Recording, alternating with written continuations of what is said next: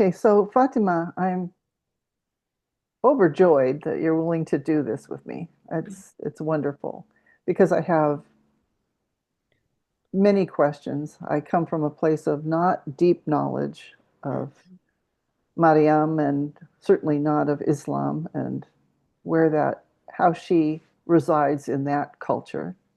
I know that she's very honored there, and I know that I know the facts that I know are that she's the only woman mentioned by name in the Quran. So I know that. But the reason I was happy to talk to you or excited to talk to you is because she comes to me as a guide. And I know she does to you also, of course.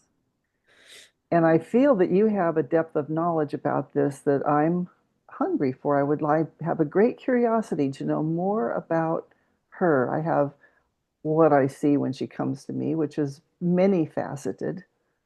I see her as very loving, as very strong. Mhm. I see her with great compassion and sometimes great humor. And she has a lightness about her when that's what's needed.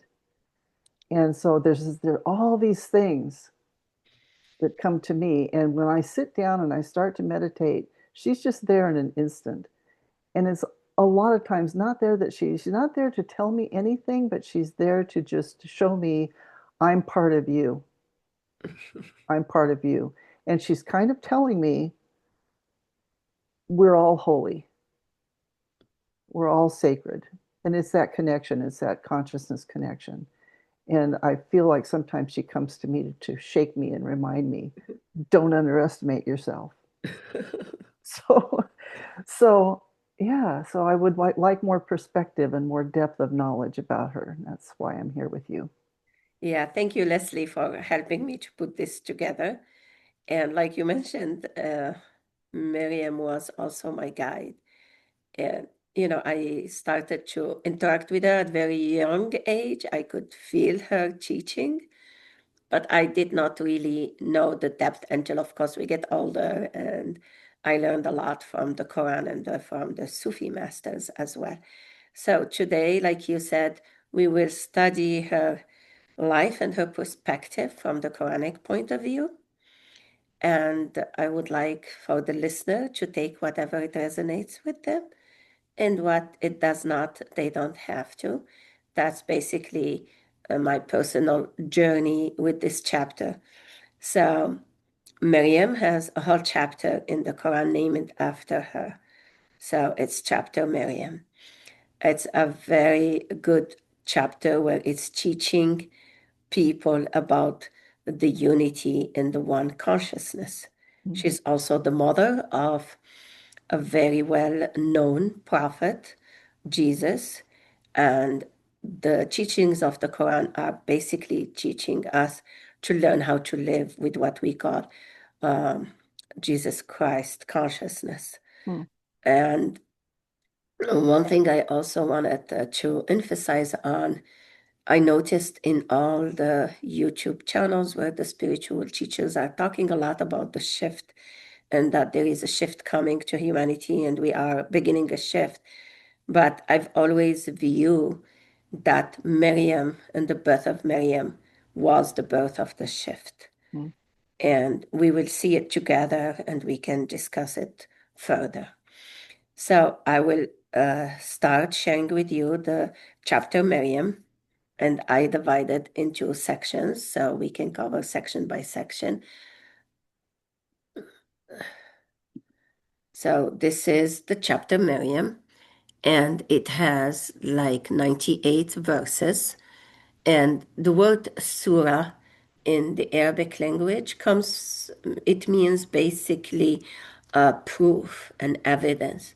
Mm. It's also known as chapters in the Quran, but the depth of each chapter, there is an evidence about something. Okay, so now we're going to see some evidential parts about the teaching of this chapter Miriam. So the part one is divided into three sections, so we can cover today the first section. which is the story and the birth of John and the story of Zechariah. Zechariah, we will see, he is the person who was the caretaker of Miriam. Mm. Do you have any questions about this intro? No, Okay, thank you. no. So we'll start here. The first verse is basically uh, the letters of the Arabic language here. And I can't explain what's the meaning of these letters today because this has been a secret in a way that is like disturbed a lot of scholars over the years. Mm. I have my opinion about them, but I don't think we are here to go through the opinions of those introduction letters. They come in some chapters in the Quran. So we'll get to them in future. So I move to verse 2, where it goes directly and speak about the remembrance.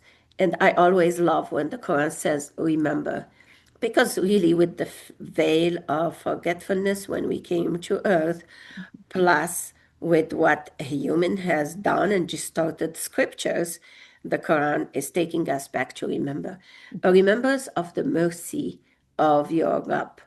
And this is an Arabic word that I did not translate. You find it in online, usually translated as Lord. I never liked the word Lord because it takes people to think that God is this man on a chair up there, and is the Lord, and I just avoid it. So I keep up. Rabb in Arabic is used for anyone who can nurture you.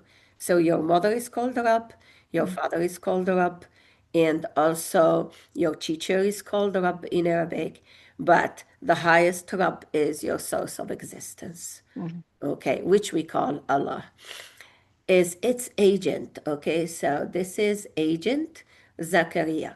So any human on earth is an agent to source. Like everyone on earth is here to learn and to add to the system. So it's an agent. Zachariah, what did he do? He called his Rabb. Okay, so he made a call, like you can call it a prayer, but he Mhm. made a call. But it's very secret call. So he was not complaining to people, oh, I don't have children, and I'm wanting God to give me a child, because the call was he's looking for someone. Okay, so he said, my Rab, my bones have become feeble, and my hair is aflame with gray, and never have I been unhappy in my calling to you, my Rab. So he's recognizing, like, by asking, you get, ask and you receive. So he is saying, I was never unhappy. You've always gave me what I requested. Um, but he is stating why he's looking for this child, which later on happened to be John. He is saying, and I fear for my caretakers after me, and my wife is wounded. Like she's gonna need someone to help her. She's wounded. I don't know what wound she has. The Quran did not specify, because what the Quran is focusing on, ask and it is given here. So grant me from within you a caretaker, someone who can help me at this older age, since the spouse will not be able to do it. And not only to take care of me physically, he's going to explain now why he's asking for a child. He is saying to inherit me and inherit the family of Yaqub. So this is the family that are the descendants of Prophet Yaqub, who is the son of Abraham. And then he wants basically to keep, like we say, the knowledge, to preserve the knowledge. Right. And he is saying, وَاجْعَلْهُ رَبِّي رَضِيًّا, and make him, help him to be a blessing. Okay? Mhm. Now, before I get to the answer, which is in verse 7, how he received the answer right away, I just want to see if you have any question, and then I can take you to the chapter of Al Imran, because he is asking for a support and someone who can inherit the teachings of Abraham. Mhm. But how did he even realize to ask this question? that is connected to Miriam in another chapter that I would like to share with you. But I just wanted to know if you have any questions so far or any comments. Well, I just think it's like in modern terms, he's kind of succession planning. It's like, okay, I know I'm going to be going, and Exactly. help me get things into place so that this knowledge continues. Exactly. Yeah, Yes. Like what we call now, maybe you start teaching with an LLC, but then you want to open a nonprofit organization. right. Yeah, No, he doesn't have a nonprofit organization. My son would be the nonprofit organization. right. Yeah, no, it's really interesting to hear that. Yeah. And Now, both the connection to source and the practicality. yes. Yeah. Yeah. And you just said something very important, the connection to source to receive, the practicality to act. This is what we call in the Quranic teaching the feminine energy versus the masculine energy. When they are balanced, now we have that human who can make a difference. And why I'm saying this, because now the chapter that I'm going to share with you and how did he learn, it's connected to Miriam herself. So I'm going to share with you another chapter quickly, and you can see the connection. So this chapter, and I love this chapter because that's to me is a song. I used to look at it as a song. So when we memorize the Quran when we're young, culturally, it comes like with this tone. Like if you just open, like go open on YouTube and say recitation of chapter Al Imran, you put those verses, you're gonna hear the reciters. They have that tone, and it has like you can feel it's high vibration, high Mhm. frequency. So me, when I memorized those chapters, all I was doing when I'm doing the dishes or cleaning the floor, because my mother used to put us to work all the time, I I repeat those verses so I can sing to myself in a way as a child. So I memorized them. And because I memorized them, they stayed in my mind, but they were helping me in every challenge I faced in life. And so that singing puts it, so I'm a singer, Uh-huh. so that singing puts it in a different realm to me. Uh-huh. Then there's a lot of judgment and left brain stuff going on when you're listening to human speech. Uh-huh. But when it becomes tonal or Uh-huh. singing, it takes it to a different place. That's good to know because I never took music. I was never into music. I didn't do that because I was like into more in sciences young age. They did not offer those courses to us. But I noticed every time I listened to the Quranic teaching or I listened to the songs that my mother used to listen to or sing when she's working, Mhm. that it brings a joy to my heart. So anytime I am like facing a challenge, I go look for the songs that my mother used to play or listen or sing herself when she's Mhm. working, or I listen to the chapters of the Quran. Yeah, So thank you for that info. yeah. Yeah. So like I share now those verses, they come from El Imran. And so when the wife of Imran said, My Rab, I am reporting, I'm putting this word here because it's not translated right in some of the translation. They put it as I vow to you or I obligate to you what I have in my stomach. But when I digged into the dictionary, I found that is basically reporting. So she's saying, Maya, I'm reporting to you what is in my inside. So this person, whether she's expecting, she's talking about her baby in, or she is saying what worries her inside her with this pregnancy, and that's the mother of Maryam. فَتَقَبَّلْ مِنِّي, it's the Arabic word for saying, please accept. So she wanted a freed person and she insisted on freed. So it's a woman who is concerned about human freedom. Mm. So she said, freed. So accept from me. Indeed, you are the hearing and the knowing. So she knows that she is connecting to source and she is complaining about what she feels and what she is caring. So the Quran goes directly to she's delivering now a child. So when she delivered her, okay, she said, My Rab, I have delivered her as feminine. Mm. It's a girl, as feminine. And Allah is more knowing of what she delivered because it already knows what was in her. But she is like, it's a feminine in a way. So you can look at it this way, like, oh, it's a feminine.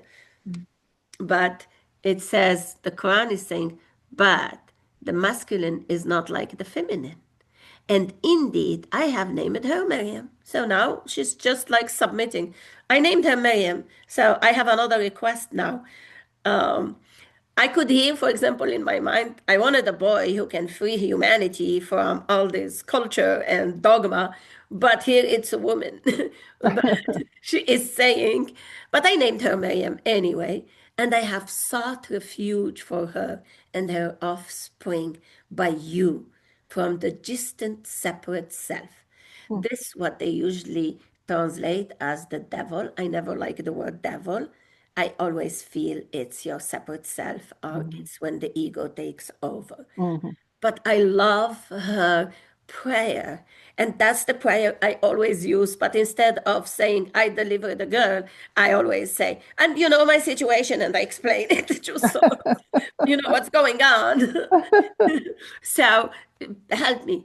The other point about this verse, I learned to do it whenever I'm expecting a baby. And I Mm. want my kids to come to earth, like not following ego, but following the higher self. So I do know, like every child of man, mine, when I was asking, communications between me and source, I always ask for that. So now we continue with verse 37, unless you want to say something, Leslie, about it.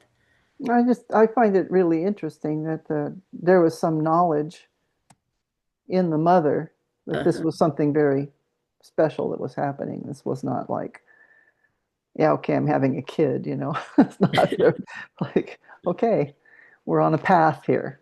Yes. This is, that I'm supplying some service to the greater consciousness. Yeah. That, yeah. Very interesting. Yep.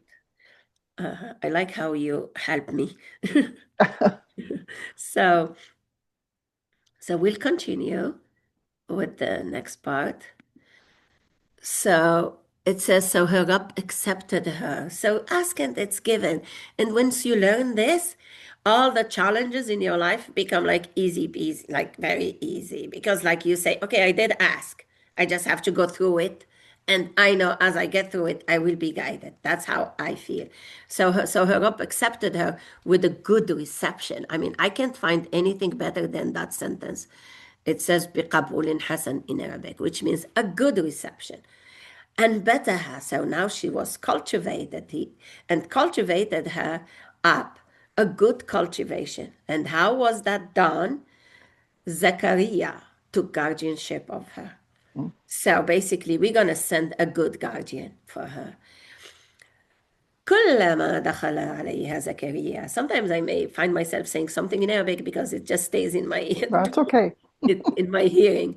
So whenever Zechariah entered upon her in the spiritual workspace, so they had a spiritual workspace, and historically, this is a very good Arabic word to show that historically, when the messengers used to come, they don't have a temple where you just go worship and meditate. No, they had a space where they teach you how to live.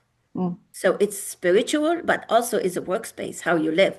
Is they had there what we call feminine, masculine energy balanced. And we're going to see it through the chapter. He found with her provision. So she always had something, and the Quran did not explain details, so people can interpret whatever they want. But the word provision is very general. So you could have provision is wealth in money, a wealth of knowledge, wealth of wisdom, but she always had a provision. So whenever he goes to visit her, he'll find something new. So what does he say? Oh, Miriam. That's Zechariah now asking Miriam, "Oh, Miriam, how do you have this? Where do you get this from?" And she said, "It is from Allah." So this girl is really tuned in. She's from Allah. Indeed, Allah provides to whom it wills without account. Okay, so she's very confident. And that's what I tell my students and my family. Ask and be like Maria. She's confident when she asks, she receives. Why I'm saying that? This is when we know now why Zechariah had asked God. Hunalika, I highlighted, it's the Arabic word for thereupon. It's only then that Zechariah got inspired to make the call. So thereupon, Zechariah called his Rab. Oh, wow. If she does it, why not me? Yeah. No? Oh, wow. He said, "My Rab, grant me wholesome offspring from within you." So he went full. I want someone who's holy because he sees Miriam is getting whatever she wants. You indeed, you are the hearer of the call. So she showed him like he is. I mean, I prefer to say it because to me, source Allah is not a he or a she. Mhm. It is. Like I give it the word in it.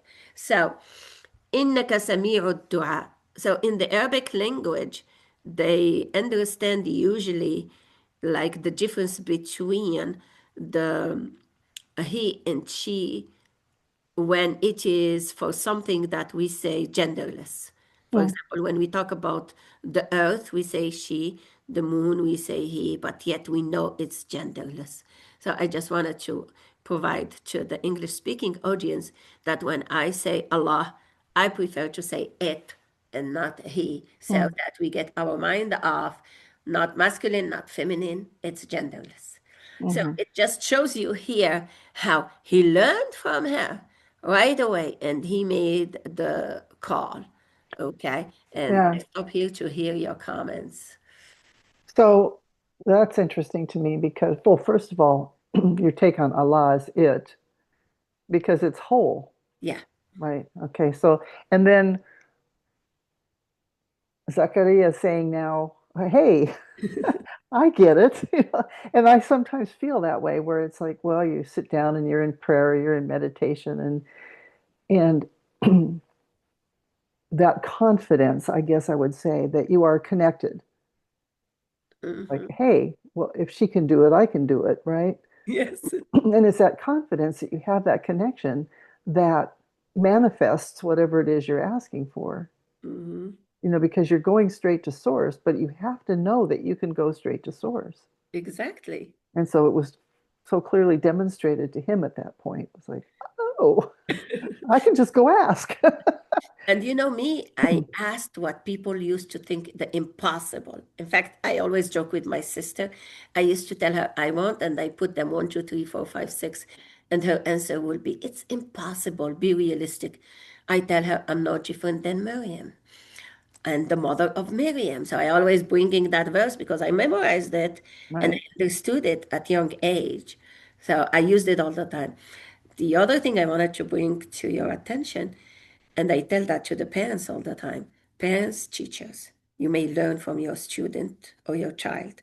Zachariah is the caretaker. He's the older. She's the right, younger one. right, But she is coming with confidence and she knows what she's doing. So don't stop your children when they're confident about something. That's how we help them to go crazy. And then we call it mental illness. If they cannot fit into your culture, don't force it on them. right. Just let them be. And Yeah, I learned this later on in life.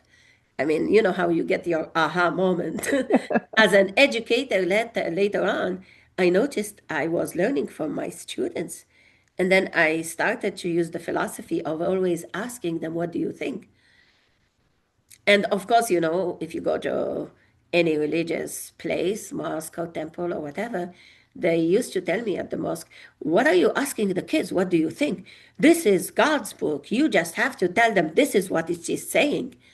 And I'm saying, if it is coming from God, Allah, like you say, it should be valid for every time and space. They're right. coming to their time and space, and they may bring a better understanding that we do. And that's really what the journey of Zechariah with Miriam. He learned from her to ask with confidence. Right, right. And that's it, that confidence that I can ask. Yes, I can ask, and it'll go somewhere, you know, not, oh, that probably won't work because, or I'm begging or I'm supplicating. It's just, no, I can ask. exactly. Yeah, The other thing, as we go deep, you're going to see the beauty here in just those sentences. Like when people and spiritual movement are going on, they are usually teaching you their own tools. This is my way to get your source. I'm going to teach you my way, pay for my workshop. I've always didn't like that. I like you tell people, your source is my source. I have my own tools, and I would love to see you in the workshop creating your own tools. right, That takes away the middleman, whether it's a priest or imam or a rabbi.